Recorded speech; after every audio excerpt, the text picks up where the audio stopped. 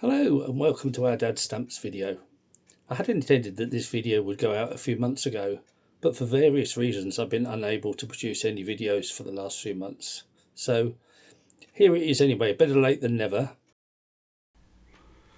And as you can see, we're at the Europhilex 2025 International Stamp Exhibition in the NEC in Birmingham. And I spent 2 days here, a Thursday and a Friday. And in this video I hope to show you some of the things that took my interest.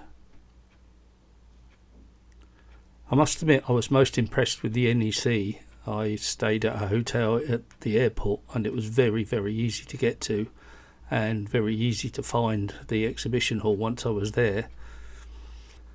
And here we are at the entrance where there's the usual array of dealer stands and societies. I took some time to just wander around and look at who was there, what was there, get my bearings to start with. But the main feature of the exhibition really was the exhibits, naturally enough. There were over 2,000 different display boards, so there was certainly something for everyone to see.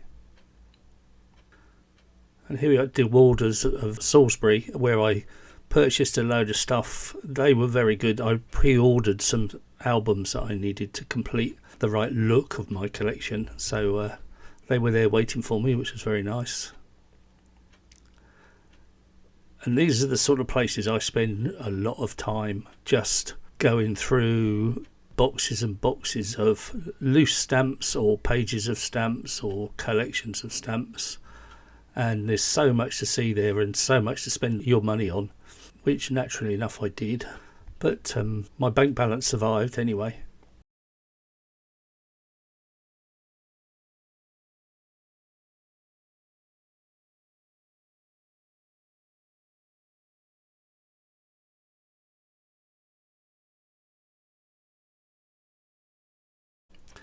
And on the left here you can see where all the exhibitions are.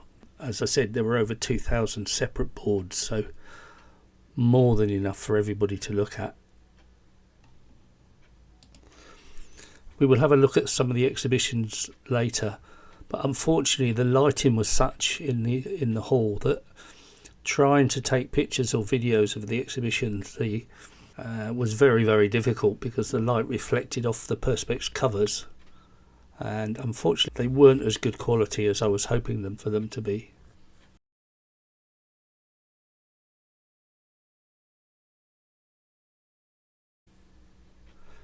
As you can see, more and more dealers on the right. This was a little seating area where you could sit and look at your purchases.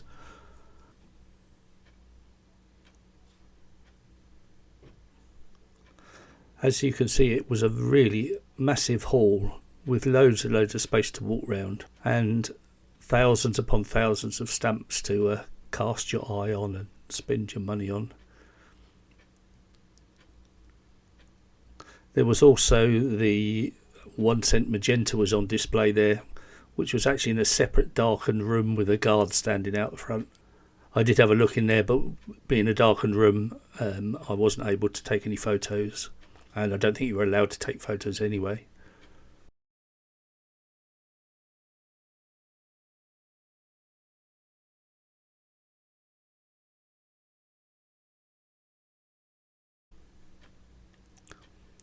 This stand in the corner is run by Stamp Active, and if you don't know who Stamp Active are, they are a charity that are set up to promote stamp collecting within young people. And whilst I was there at the exhibition, there was a school party came in who had a great time looking for different stamps, collecting different stamps, winning prizes and buying stuff as well. So it's encouraging to see young people joining in our fabulous hobby. This was an exhibition that really caught my eye. This is by the Gibraltar Study Circle, and they had a magnificent several rows of displays. This one in particular has now inspired me. What you're looking at is penny red plates, but it's a whole set of penny red plates, each one of which was posted in Gibraltar. As I said, this has inspired me now to do the same thing for my Malta collection. And then they had virtually every British stamp that was ever used in Gibraltar, and each plate of every single stamp as well. So I've got a lot to go for, a lot to aim for, but ultimately that would be my goal. And as you can see, there were lots of sheets, part sheets, and specialist areas of Gibraltar.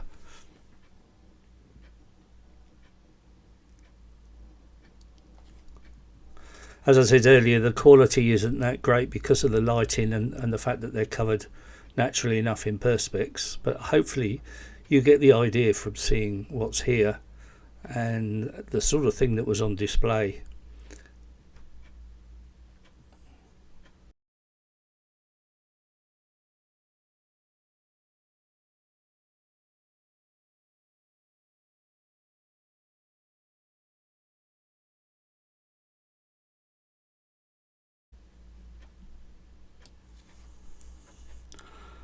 For me, my favourite display by the Gibraltar Study Circle, in fact my favourite display in the whole exhibition, was of the Gibraltar 1977 set with flowers, birds and fish. This display showed the complete cycle of events for each and every stamp, from the original artwork with printing proofs, colour trials, everything up until the actual stamp was issued, and had blocks of all the stamps in the set. It was a truly remarkable display and I loved it. It's not often you see displays of modern stamps in so much detail, so yeah, that was very, very good and I really enjoyed it. And I had the chance to chat with Stan Lawrence, who was the guy who put together this exhibition, and he told me the stories of how he managed to get hold of all the different parts of the exhibition, which was quite fascinating. Really interesting man if you get the chance to speak to him. Unfortunately, it was in such a position where I really couldn't take any photographs of it that would do it justice. So this is my collection of that set, but as I said, the display went into far more detail than I can show, unfortunately. So this is another part of the Gibraltar Study Circle display, and it's the 1903 King Edward VII set. Really nice set. I do like the look of this one, especially the higher value ones with their larger format. This lot catalogues at £1,200 mint, so it would be a really nice set to own. And there's also the 1906 colour change set. Not quite so valuable, but still a really nice looking set and one that I would like to get hold of. And then, as you can see from the King George V set, it was really difficult to get pictures that would do it justice. At the show, these look perfectly fine because your eyes can adjust to the differences and filter out the reflections. But on camera, it was just impossible to get a decent looking photo. And then here we have just a little video of the amount of displays. As I said, there were 2,000 frames in all, and some of the displays took more than one frame. Some of them were just one frame, and some of them are postal history, some of them are individual stamps, some of them are sheets of stamps, varieties. Really interesting lot to look at, but you could spend days and days looking through these, really. My advice, if you come to an exhibition like this, is to search out the things you're interested in and spend time looking at those rather than trying to look at every single thing that's there. Unless, of course, you've got several days to spare. At this point, I just want to emphasise that although it was very, very difficult to get a decent photo or decent images on video of all the displays because of the light reflecting off the perspex, when you were actually there, they were very clear and it was very easy to see. It's amazing how much your eyes can filter out stuff that you don't really realise until you try and take a photo. So be assured that the displays were excellent and well presented and I could see everything in perfect detail. It's just that I wasn't able to get that same detail in images. So living in Spain, of course, I had to to show you this one. What you're looking at is the very first stamp that was issued in Spain in 1851, and the first two envelopes are first day covers. They were posted on the first day of issue, which I have no idea of the value of those, but would imagine they're worth quite a lot of money. The third one and the first one on the second line are the last day of issue, because on the first stamp lasted for 1 year, and then on the 31st of December it no longer became a legal stamp, so they were all withdrawn. And the one at the top of the first line says that this was posted on the last day without a stamp, because a lot of the small village post offices were never issued stamps in the first place, so they still accepted these envelopes without stamps on them. And as I said, the first one on the second line is the last day of issue. And then the next one along was actually posted on the 2nd of January 1852, which at the time it was no longer illegal. So interesting things to look at. And these last few videos, whilst I was there, I spent well over £300 on stamps and various bits and pieces. So I thought I'd just share with you some of the stamps that I bought. And this was a collection of Aden stamps, which was a bit of a mix really. It was obviously someone's collection, and someone that had taken a lot of time to print out what each stamp was when it was issued, etc. And it includes all the colour variations of the Queen Elizabeth set, of which there was quite a few.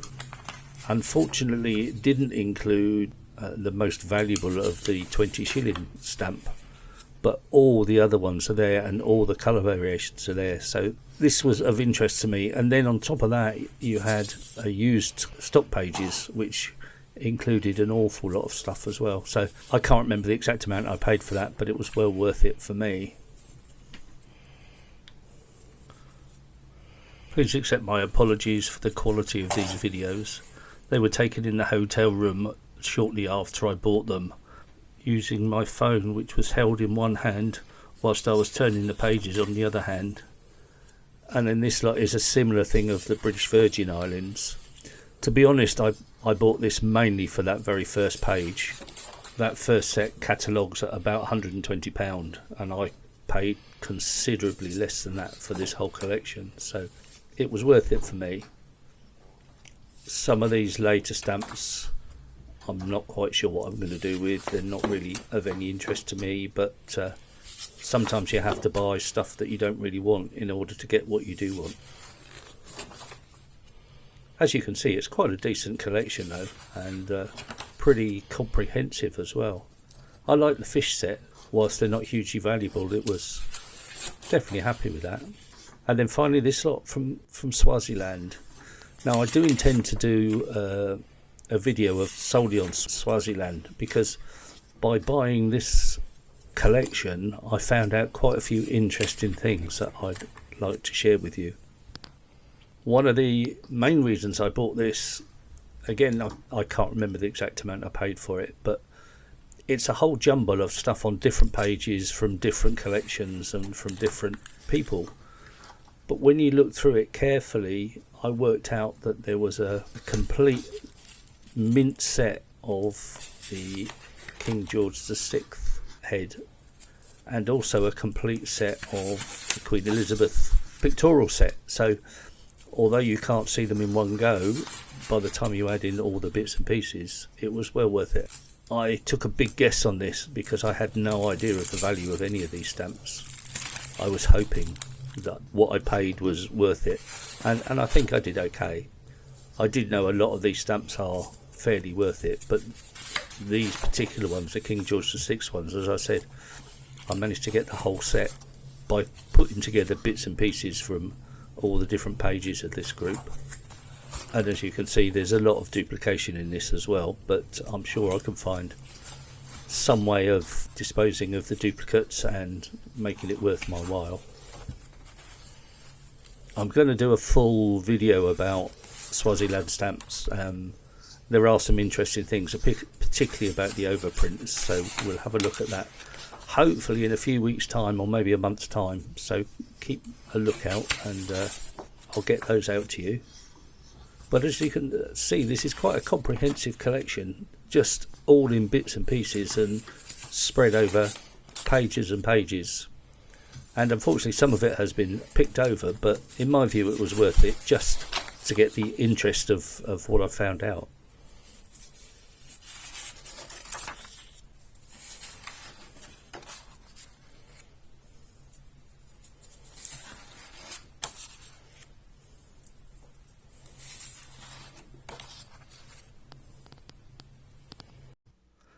And finally, this lot I bought for my Maltese collection. These are all bits and pieces that helped fill up gaps in my collection.